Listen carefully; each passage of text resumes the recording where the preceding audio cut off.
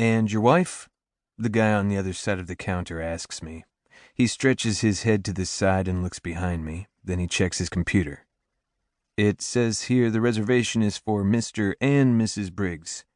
I shake my head. "No, it's just me. That isn't a problem, is it?" "No," he says. "We have several tours going up at once. We'll just add another solo rider to this one." It's not the first time someone has asked about Brooke. It happened at the hotel when I checked in last night. I guess I should have changed the names on everything, but I didn't think it would be such a big deal. "Step up to the scale, sir," the guy says. "They will seat you according to weight.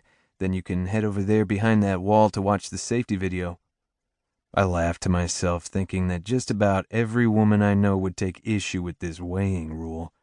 But then I see the lady at the counter next to me being weighed, and I realize the only people who see the weight are the people behind the counter. I go find a seat on one of the benches behind the wall. As we watch the video in our handed compact life vests that we buckle around our waists, I look around at the couples and families who are mostly excited to be here. A few people look scared. Maybe they're afraid of heights.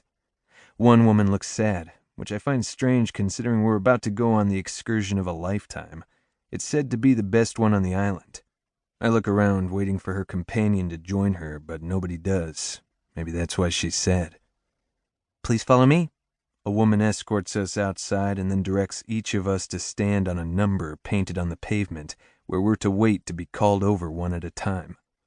I look at the big blue helicopter in awe. It's fantastic. We don't get to see many helicopters in the city. I'm standing next to the sad woman. Her hair is blowing around from the wind being produced by the helicopter's blades. A strand gets caught in her mouth, and I watch her get it out with a crook of her finger. She's beautiful, about my age, petite. She catches me staring and gives me a weak smile, an obligatory smile. And that's when I notice a small smattering of freckles across her nose. "Number 2, the person by the front door of the helicopter shouts for the second time. I touch her shoulder, her soft, tan, toned shoulder. "That's you," I say, nodding to the number she's standing on. She walks over and gets helped into the helicopter. Then they call me over. I'm seated in the front, next to the sad girl. We're in the 2 seats to the right of the pilot, and there are 4 additional people sitting in the back.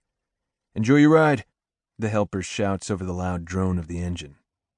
"Aloha!" The pilot holds up a headset, indicating for us to put ours on. Then he gives us some instructions about speaking. Every 2 people have a small microphone to share, and if you want to talk, you have to press a button and hold it close to your mouth. Everyone on board will be able to hear what everyone says. "While we wait our turn to leave, let's test the mics out," the pilot says. "I'm Dustin Holloway. I'm originally from Seattle, Washington, where I flew for the Coast Guard for 20 years. This is a tad less stressful." We all laugh, but nobody can hear any laughter over the loud sound of the propeller. "Let's have everyone introduce themselves and tell us where you're from and what brings you to the beautiful island of Kauai."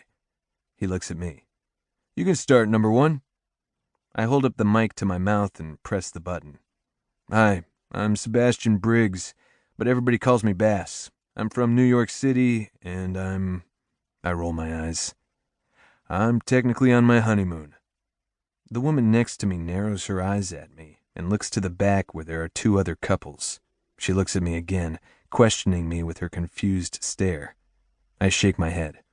"Long story," I say to everyone who is listening. I hand her the mic, her petite, soft fingers momentarily touching my longer, rough ones as she takes it from me. "I'm Ivy Greene. I'm also from New York City, but, we're not traveling together," she says, nodding to me. "You going solo too?" the pilot asks. "What brings you to the great state of Hawaii?" She looks down at her hands, and her eyes close for a brief second before she lifts the microphone to her mouth again. "Yeah, I'm going solo. I've just always wanted to see Hawaii, I guess." She quickly hands the microphone back to me like she doesn't want to use it anymore. "Small world," the pilot says. "How about the 4 of you in the back? You aren't from New York City too, are you?"